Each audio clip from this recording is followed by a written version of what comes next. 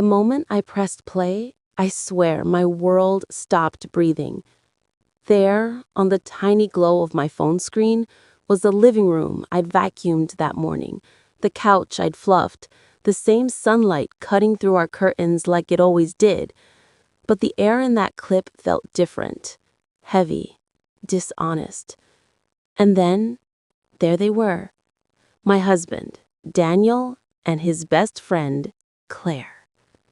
Her laughter was soft, familiar, the kind that used to fill our kitchen on weekends when the three of us would drink coffee and joke about getting old together.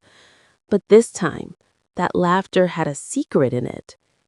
And when she leaned in, when his hand slid behind her neck, I felt something sharp and invisible tear right through my chest. I didn't scream. I didn't drop the phone. I just stood there, still, silent. Like my body refused to believe what my eyes were seeing.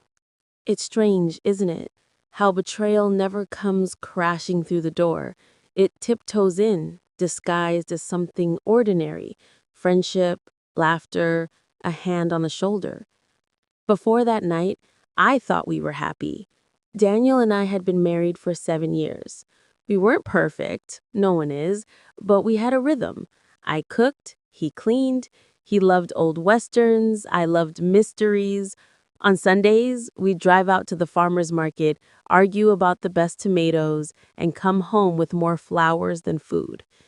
Claire had been in our lives for as long as I can remember. She was Daniel's college friend, but one he swore was just like a sister. And maybe in the beginning she was. When we first got married, I adored her. She helped me pick out wedding colors, even curled my hair the morning of the ceremony when my hands wouldn't stop shaking. She toasted to our love that night, tears glistening in her eyes. If someone had told me then that she'd be the one to shatter us, I would have laughed. Claire was family, or so I thought. Our life before it all fell apart felt peaceful, almost boring in the best way. I worked part-time at a local art studio teaching kids how to paint. Daniel ran a small tech business from home. Every evening, I'd walk into the kitchen to find him hunched over his laptop, Claire sitting across from him with a mug of coffee, helping him organize spreadsheets. It never felt suspicious, at least not at Hearst. She was his friend, and I trusted him, trusted them both. I remember the way Daniel used to glance at me when I'd walk in. He'd smile that crooked smile and say, "Hey babe, Claire brought those muffins you like." And I'd smile back, pretending not to notice how comfortable she'd gotten, how she'd started leaving her sweater on our chair, or her perfume lingering after she left. It was a scent I couldn't name, something between vanilla and guilt. One Friday evening, I came home early from the studio. The house was quiet, except for the low hum of music coming from the living room. Daniel was there, sprawled on the couch with Claire beside him. They were laughing at something on his phone. I watched from the doorway for too long, because when they noticed me, they both jumped slightly, like I'd caught them doing something. I brushed it off. I remember smiling, pretending I hadn't noticed the way Claire quickly pulled her hand from his arm. Daniel asked, "Long day?" A little too quickly. "Yeah," I said. Traffic was awful.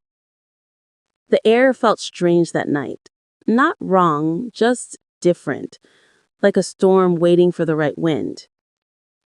Weeks passed, and Claire's visits grew more frequent. She came by for dinner, brought wine, sometimes stayed late to help Daniel with work. I told myself it was fine. I told myself I was overthinking, because that's what love does. It convinces you to silence your own instincts. But the silence began to feel heavy. I started to notice the small things. The way Daniel started locking his phone. The way Clara avoided my eyes when I caught her alone in the kitchen. The way her laughter grew softer when I entered the room, like someone turning down a volume knob. There was a night, one I'll never forget. When I came out of the shower and found Daniel outside on the patio whispering into his phone, he said it was just work, but no one talks about software updates with that kind of tenderness in their voice. Still, I said nothing because the idea of losing him terrified me more than the thought of being lied to. I started sleeping poorly. My chest ached with an unnamed worry. Every time Daniel said, "I love you," a small voice in my head whispered, "Do you?" I told my sister about it one afternoon over coffee. She sighed and said, "If your gut's talking, listen to it." But I wasn't ready. Not yet. I wanted proof, not paranoia. So I smiled through dinners, laughed at his jokes, even hugged Claire when she came over. All the while, something in me was watching, quietly, carefully, waiting for the moment the truth would slip. And one night, it did. It was a Tuesday. Rain tapped against the windows like soft warnings. Daniel said he had to work late, but his laptop was still on the kitchen counter. Claire texted me around 8 p.m., a simple, "Hope you're relaxing tonight," heart. I remember staring at that heart emoji for a long time, feeling something deep in my stomach twist. That was the night I decided I needed to know. I ordered a small security camera online, not out of anger, out of desperation. I needed peace of mind, or closure, or maybe just the truth, no matter how much it hurt. When it arrived, I hid it behind a photo frame on the mantel. It faced the couch, their couch really. For days, nothing happened. Just Daniel watching TV, sometimes texting, sometimes humming to himself. But then, on the fifth night, something changed. He wasn't alone. And that's the video I saw when everything fell apart. The moment I pressed play and my world stopped breathing. After I watched that clip, I didn't move for what felt like an eternity. My body was frozen, but my mind was running wild, trembling, searching for excuses that didn't exist. Maybe it was a misunderstanding. Maybe it was a friendly gesture. Maybe... No. There was no maybe. That kiss was deliberate, tender, familiar. I sat there on the edge of our bed, the phone still glowing in my palm, until the battery warning blinked red. I could hear the hum of the refrigerator, the ticking of the clock, and somewhere outside, a dog barking in the dark. Ordinary sounds that suddenly felt cruel for daring to continue when my world had stopped. When Daniel came home that night, I had already deleted the camera app from my phone. I couldn't confront him. Not yet. I needed to understand how long. How long had I been living with a lie? He kissed me on the forehead like he always did and said, "You're up late." I just nodded, studying the faint trace of lipstick on his collar, not mine, the same shade Claire wore. The next morning, I made pancakes, pretending everything was normal. He smiled, joked about me overcooking them, and I laughed, a hollow sound that didn't belong to me.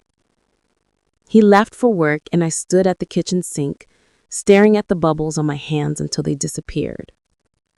I told myself I'd watch him, not accuse him. That's what the smart women in stories do. They wait, they collect evidence, they know. But no story had ever prepared me for the ache of pretending to love someone whose eyes were already somewhere else. Over the next week, I became an actress in my own marriage. I asked questions that sounded casual, like, "Did Claire call? You're working with her again tonight."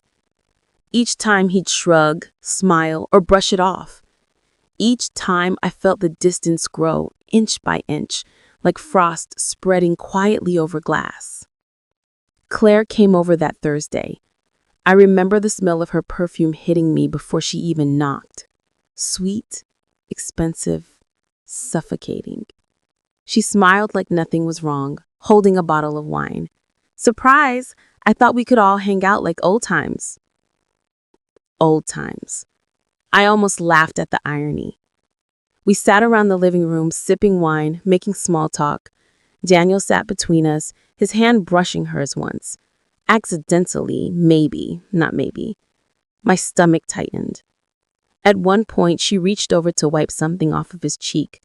Her touch lingered too long. I felt the air change. Even the walls seemed to hold their breath. That night, when they finally said goodbye, Daniel followed her out to her car. I watched from the window. He leaned in close, whispered something, and she laughed softly. Her hand touched his arm again. The camera wasn't lying, but I needed more than proof. I needed to understand why. The next morning, I asked Daniel if he and Claire had ever crossed a line.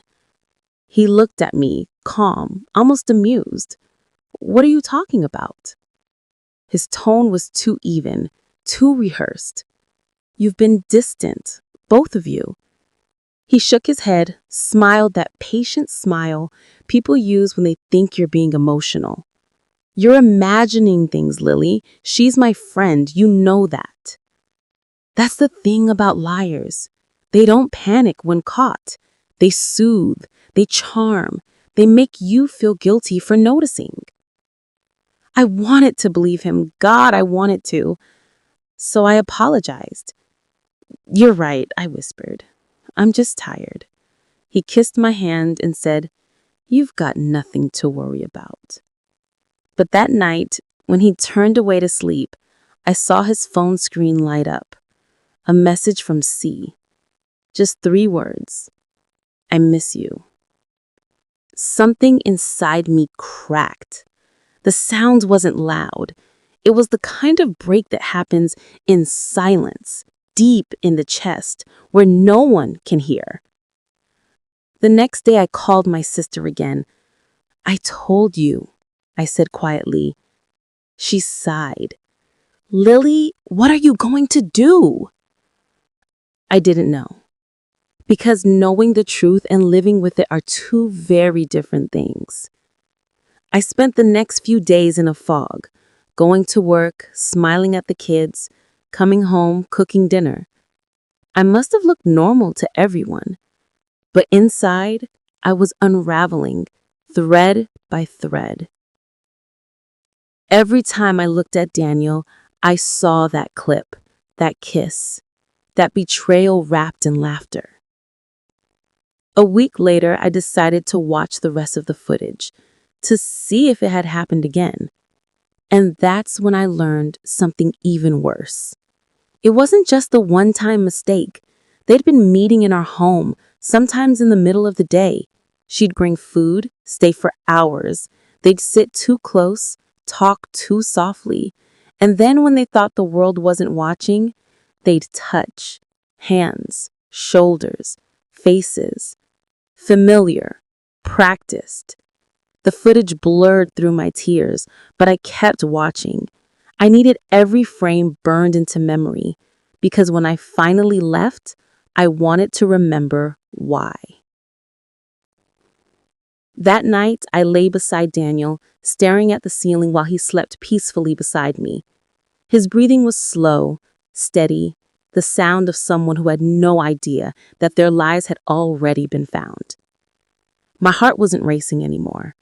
It was calm, cold, certain. Because now I wasn't wondering anymore. Now I knew.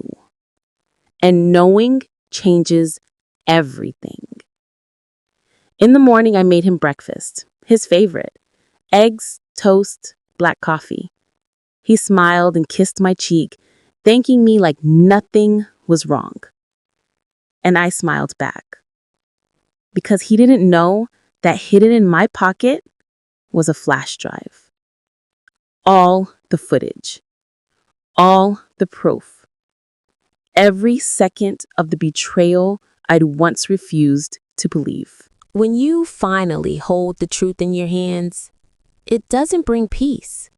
It burns, quietly, from the inside out. That morning, as I drove to work with the flash drive tucked inside my purse, I kept thinking of every time I defended them, every time I told my sister, they're just friends, every time I'd smiled through a lie. It wasn't the act itself that destroyed me. It was the months of pretending, of sharing a home built on deceit. By the time I reached the studio, I was trembling. My art students ran to greet me, their paint-covered fingers reaching from my hands. I smiled at them, forcing normalcy, while my mind replayed the footage like a haunting loop. When the last student left that afternoon, I sat alone in the quiet classroom, watching dust drift through the light. I pulled out my phone and opened the saved clip again. Daniel's laughter, Claire's whisper, their kiss. The way he touched her face, gentle, familiar. My husband never touched me like that anymore. That was the moment the denial ended. I drove home slowly that evening, my thoughts sharp and cold. The truth was no longer something to fear. It was something I had to face. When Daniel came home, he smelled like her perfume. That same vanilla warmth I used to find comforting now made my stomach twist. He wrapped his arms around me, casual, and said, "Missed you today." I didn't respond. Instead, I looked at him, really looked at him, and saw what I'd been too blind to see before. The distance behind his eyes, the practiced charm, the faint guilt he tried to hide behind jokes. "Claire called," I said softly, testing him. He froze for a second, then smiled. "Yeah, she just needed help with her taxes." "Of course," I said. "She always needs help with something." He laughed it off and changed the subject. And that's when I realized he truly believed I'd never find out. That night, I didn't sleep. I sat in the dark, replaying every red flag I'd ignored, every lie he told so easily, every moment I'd chosen love over truth. It was all there, threaded through our years together like hairline cracks in glass. At 3 a.m., I made a decision. I was done being silent. The next day, I called Claire. My hands were shaking as I dialed her number, but my voice came out steady. "Hey, Claire," I said. "Oh, hey, Lily, how are you?" Her tone was cheerful, almost forced. "I'm good," I lied. "Listen, I was thinking of having dinner tonight, just the three of us. You, me, and Daniel. I feel like we haven't had a proper catch-up lately." She hesitated. "Oh, sure. Yeah, that sounds great." Her voice cracked slightly on the last word. I smiled to myself. "Perfect. 7 o'clock. When I hung up, I stared at my reflection in the mirror. My eyes were tired, but calm. The kind of calm that comes before a storm. That night, the table was set beautifully. Candles, wine, the good dishes we usually saved for holidays. I wore a soft blue dress Daniel had once said he loved. When they both arrived, the air felt thick. Claire avoided my eyes. Daniel tried too hard to sound casual. We ate in silence for a while, the sounds of cutlery filling the room. Then I said, "So, how long has this been going on?" His fork froze halfway to his mouth. Claire looked up, her face draining of color. "What are you talking about?" he said, his voice tight. I leaned back in my chair and smiled faintly. "The affair. I'd just like to know when it started." He scoffed. Lily, that's ridiculous. I reached for the remote and pressed play. The TV screen lit up, and there it was. The footage. Daniel and Claire in our living room, our couch, our home. Her laughter echoed through the speakers, his voice soft and low saying her name. The silence that followed was unbearable. Claire covered her mouth, whispering, "Oh my God." Daniel's face went pale. Lily, how? I trusted you, I said, my voice trembling. He reached out. It's not what it looks like. Don't you dare insult me. My tone shocked even me. Cold, sharp, final. Claire started crying, mumbling apologies that didn't sound real. Daniel stood up, pacing. I messed up, Lily. I love you. No, I said softly. You loved the version of me who didn't know. I turned off the TV and stood up. My hands were shaking, but my voice was steady. You can both leave, I said. Claire looked up, pleading. Lily, please. I shook my head. No, you don't get to cry here. You don't get to sit on my couch, drink my wine, and ruin my life all in the same room. Daniel started to speak again, but I walked past him. You should pack a bag. You can stay with her, since you're so good at keeping secrets together. He didn't move. For a long moment, we just stared at each other. Two strangers standing in the ruins of what used to be love. Then he nodded, eyes glassy. I'll go. He grabbed his keys, muttered something to Claire, and left. The door closed softly behind them. And then, silence. I sank onto the couch, the same couch from that video, and finally let myself cry. Not the kind of cry that seeks comfort, but the kind that empties you completely. Every sound, every image, every word replayed in my head. But underneath the pain, something else began to rise. Clarity. For the first time in months, I didn't feel confused. I didn't feel small. I felt done. The next morning, the house felt eerily peaceful. His clothes were gone, his toothbrush missing from the sink. The silence wasn't heavy anymore. It was clean, honest. I poured myself a cup of coffee and sat by the window. The world outside kept moving, cars passing, birds singing, life continuing.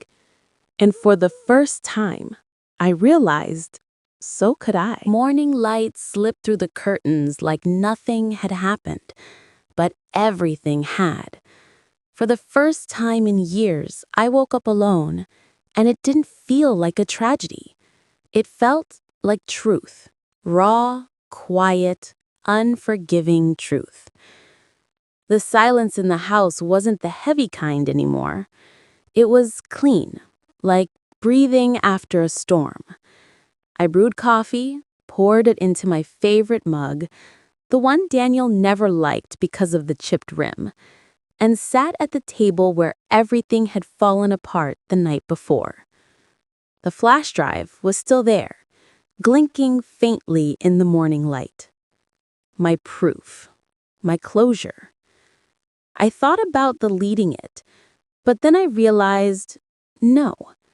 Some memories need to stay, not as pain, but as warning.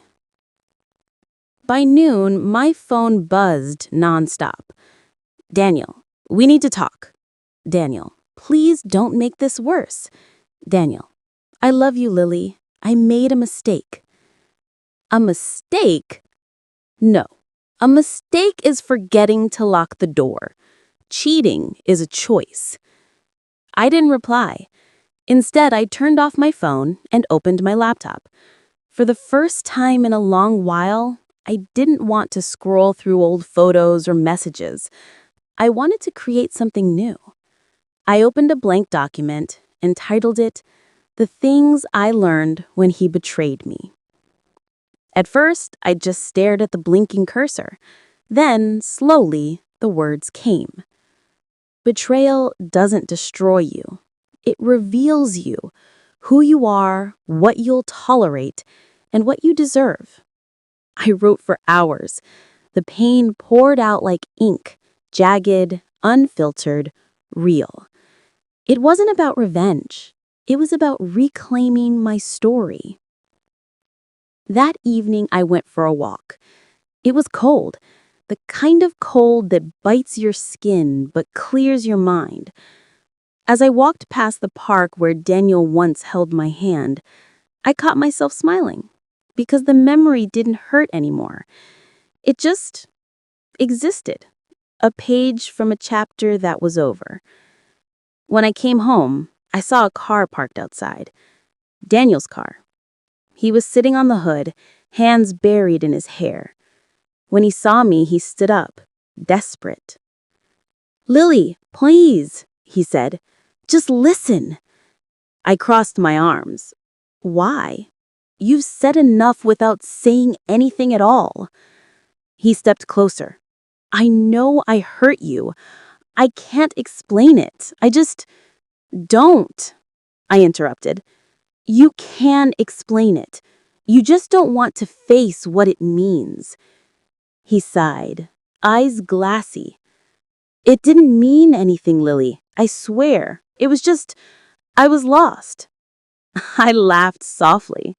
"You found yourself in her arms then, right?" He winced. "Good. You think I want to fix this? I don't. I want to fix me, the woman who kept forgiving signs that screamed the truth." He looked stunned, as if I'd turned into someone he didn't recognize. Maybe I had. "Please," he whispered, "I'll do anything." I shook my head. "No, you've already done enough." And then I walked past him, into the house, and closed the door. This time, I didn't cry. That night, I lit a single candle and sat on the floor with my notebook. Page by page, I wrote everything I never got to say. The anger, the heartbreak, the goodbye. When I finished, I tore out the last page and slipped it into an envelope. It simply said, "You taught me what love isn't, and for that, I'm grateful." I placed it on the counter where he used to leave his car keys. A full circle, quiet and complete. Days passed, then weeks. People noticed a change in me. My students said I smiled more. My sister said my voice sounded lighter. One afternoon, I went to the art studio and painted again, something I hadn't done since before the betrayal. It started as chaos, streaks of red, black, and gray. But as I layered the colors, something beautiful began to form. A sunrise breaking through clouds. When I stepped back, I realized what it was. Rebirth. That painting would later hang in a local gallery. The title? The Morning After. Months later, I ran into Claire at the grocery store. She looked smaller somehow, drained, tired. She avoided my eyes, but I stopped her. "Hi, Claire." She froze. "Lily, Don't," I said gently. "You don't owe me words. I just hope you learned something from this too." Her eyes filled with tears. "I did. More than you think." I nodded. "Good. Then maybe it wasn't all for nothing." And just like that, I walked away, not in bitterness, but in peace. The last message Daniel ever sent me came a few months later. I miss you every day. I hope you're happy. I didn't reply, but I whispered to myself, I am. Because healing doesn't mean forgetting. It means you can remember without bleeding. That night, I posted something on my new blog, the one I'd built quietly in the background while learning to breathe again. It read, "To anyone reading this, if they betray you, it's not your fault. You didn't fail them. They failed you. And one day, you'll thank yourself for walking away when you finally do." It went viral overnight. Thousands of people shared it, not because it was perfect, but because it was real. And that's when I realized maybe the pain had a purpose. Maybe losing him was how I found myself again. It's funny how small towns remember things you wish they wouldn't and forget the things you wish they'd keep. By the time the new year rolled in, Daniel's version of the story had started to crumble on its own. He told people we'd grown apart. He told others I'd lost interest. But truth has a way of leaking, quiet at first, then unstoppable. A friend from his office called me one evening, her voice hesitant. "Lily, I think you should know, Claire's not working there anymore. Things got complicated." Complicated. That word again. It was the same word Daniel used to explain away betrayal, a soft cushion for sharp truths. I didn't ask questions. I didn't need to. Because sometimes justice doesn't wear a gavel or handcuffs. Sometimes it just looks like karma arriving right on time. A month later, I was invited to speak at a local women's event, Finding Strength After Loss. When I first got the email, I hesitated. I wasn't sure I was ready to share what happened. But then I thought of that night, the footage, the lies, the silence I'd carried for months. And I realized silence had never protected me. So I said yes. The day of the event, I stood backstage, my palms damp, my heart pounding. The audience was full, faces of women, some smiling, some tired, all waiting. When it was my turn, I stepped up to the podium and took a deep breath. "My name is Lily," I began softly. "And I once believed that love meant forgiving everything, even what broke me." A hush settled over the room. I told my story, not with bitterness, not with shame, but with truth. I spoke about the hidden camera, the footage, the quiet unraveling of trust. And then I said the line that had carried me through the darkness. Sometimes the bravest thing you can do is stop hoping they'll change and start changing your own story. When I finished, there was a moment of stillness, then applause, long, heavy, real. Women came up afterward, hugging me, crying, saying that happened to me too. And for the first time, my pain felt useful, like it had meaning beyond the wound. A week later, I received a message request on social media. It was from Claire. "I saw your talk. You were incredible. I'm sorry, truly. I lost everything, my job, my peace, my self-respect, but maybe I needed to lose it to understand what I did." I read it twice, then typed back, "I forgive you, but forgiveness doesn't mean I forget. I just refuse to carry you with me anymore." Then I hit send, and that was the last time I ever thought of her with anger.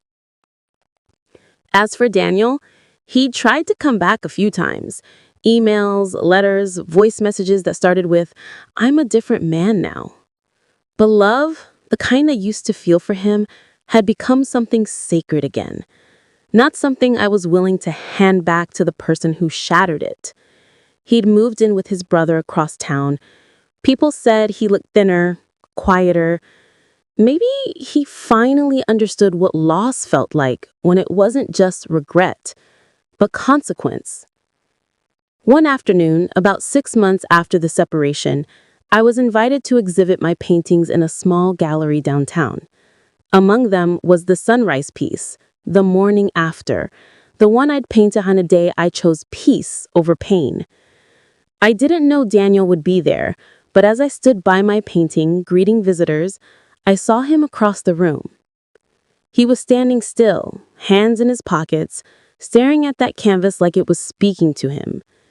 When our eyes met, he walked over, hesitated, then said softly, "It's beautiful." "Thank you," I replied. He looked at the label on the wall, The Morning After by Lily Harper. He smiled faintly. "That's what you called it."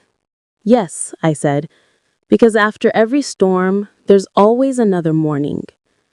For a moment, neither of us spoke. Then he whispered, "I hope you're happy, Lily." I met his eyes, not with anger, not even sadness, but clarity. "I am," I said simply. "For the first time, I really am." And that was the last thing I ever said to him. The next week, the gallery owner told me that someone had bought the painting anonymously. I didn't ask who, but in my heart, I think I knew. And oddly, I was okay with that. Maybe it was his way of saying goodbye. From there, life didn't turn into some fairy tale. It just became quietly good. I found small joys, morning walks, fresh coffee, the sound of rain without anxiety attached to it. And slowly, new people entered my life. Real people. One of them, a journalist named Ben, started as a friend who interviewed me after my talk. He listened more than he spoke, and when he did, it was with a gentleness I hadn't known before. When he finally asked me out, I hesitated, not out of fear, but because I wanted to make sure I wasn't looking for a replacement. I was looking for peace. And somehow I found it, not in someone else's arms, but in my own strength first. By the time our first anniversary came around, I had something I never thought I'd find again. Trust. Not the blind kind. The kind built on truth, not illusion. Because love after betrayal isn't about forgetting the pain. It's about remembering what you deserve. People always say healing isn't linear, but no one tells you how ordinary it feels when it finally begins. There's no music playing, no grand moment of realization. It's just a quiet morning when you wake up, make coffee, and realize you didn't think about him once. That morning came to me one spring, a year after everything had fallen apart. The sunlight hit my kitchen counter just right, and for a split second I thought, this is what peace looks like. No anger, no longing, just space. I started painting again, not to escape, but to express. My new pieces weren't about loss anymore. They were about resilience, about finding beauty in cracks. The Japanese call it kintsugi. The first painting I sold after the gallery show was titled, What Remained. It was an image of a woman standing in front of a mirror, her reflection cracked but glowing. People said it felt hopeful. I smiled and said, "It is." My circle of friends changed too. I stopped apologizing for wanting peace instead of chaos, and the friends who truly loved me stayed, the ones who showed up with soup on lonely nights and laughter on healing days. Then there was Ben, steady, patient Ben. We didn't rush things. He knew my past, every painful detail. And he never once tried to fix me. Instead, he gave me space to grow into my own joy again. He'd often say, "You don't owe me your healing, Lily. You already did the hardest part. You survived." And maybe that's why I fell in love with him. Because he didn't make me forget my scars. He helped me honor them.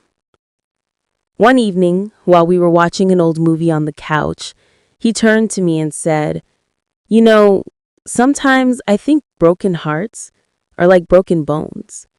They hurt for a long time, but when they heal, they become stronger in those same places." I smiled, my hand finding his. "I guess that makes me unbreakable," I said softly. We both laughed, and for the first time in years, it didn't feel forced. A few months later, I hosted my first solo art exhibition, The Things We Keep. Each painting represented a memory, a lesson, or a piece of love that had shaped me. As people walked through, I noticed the woman standing in front of one of my favorite paintings, a small canvas titled Forgiveness. She was crying quietly. When I approached, she said, "I watched your story on YouTube last year, and it gave me the courage to leave my own situation." Then she hugged me, tears wetting my shoulder. And in that moment, I understood something. My pain had become someone else's permission to heal. I won't pretend I never think of Daniel anymore. Sometimes his name comes up in passing, like an old song I don't listen to but still remember the lyrics to. But when it does, there's no bitterness left. Just gratitude for the strength that came from it all. Because he taught me what I'd never tolerate again. And she, Claire, taught me that not everyone who smiles beside you is on your side. But more importantly, I taught myself something too, that endings can be beginnings in disguise. A year later, Ben proposed to me in the most unexpected way. No big speech, no grand gesture, just a quiet evening on my porch, the same porch where I'd once sat crying into the night. He placed a simple ring on the table and said, "You don't have to say yes. Just know that I'll never make you feel small for loving me." Tears filled my eyes, not because I was sad, but because I finally understood what safety felt like. I said yes, not because I needed saving, but because I was ready to share peace, not pain. Our wedding was small, just close friends, family, and a few new faces who'd become like home. I didn't wear white. I wore a soft shade of gold, a color that felt like sunrise after a storm. When I walked down the aisle, my mother whispered, "You look like someone who's finally come back to herself." And she was right. Because this time, love wasn't a gamble. It was a choice. Calm, steady, and real. As the ceremony ended, I looked around and thought of that first night. The camera, the betrayal, the silence. I realized how far I'd come. I'd gone from being a woman watching proof of her heartbreak to a woman living proof of her healing. That night, as we danced under string lights, Ben leaned in and said, "You ever think about how everything had to break before it could get here?" I smiled. "Sometimes the cracks are where the light gets in." And he nodded. "You're the light, Lily." I laughed softly, resting my head on his shoulder. Maybe, but even light needs darkness to prove it can shine. I still keep that tiny silver key, the one from the hidden camera, tucked inside a box on my dresser. Not because I need a reminder of what happened, but because it represents the moment I stopped living in denial. Sometimes healing doesn't start with forgiveness.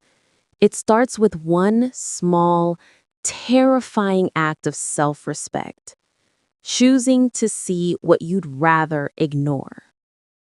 That night, when I watched the footage, I thought my world was ending. But now I realize it was just beginning. Because you can't rebuild until the truth breaks what's false. If you've ever been betrayed, If you've ever felt that deep, twisting ache in your chest when someone you love becomes unrecognizable, I want you to know this. You are not weak for loving them. You're human. But one day, love stops being about holding on. It becomes about letting go, with grace, not bitterness. When I left that house, I didn't just walk away from a man who lied. I walked toward a woman I'd forgotten existed. The one who laughed freely, painted wildly, and trusted herself more than anyone else. That woman deserved peace, and so do you. Life doesn't always give us closure in the way we expect. Sometimes, closure is just the quiet acceptance that what broke you also built you. That the person who betrayed you gave you the gift of clarity. I've learned that revenge fades, but dignity endures. And forgiveness isn't for them, it's for you. It's the door that opens when you stop waiting for an apology that will never come. Now, every time I look at the sunrise, I think of that painting, the morning after. It reminds me that even after the darkest night, light always finds its way back in. And maybe that's what healing really is. So tell me, if you were in my place, if you found out your partner's best friend was something more, would you confront them right away? Or would you, like me, wait until the truth revealed itself? Let me know in the comments. And if my story touched your heart, please remember to subscribe, because sometimes sharing our pain helps someone else find their strength.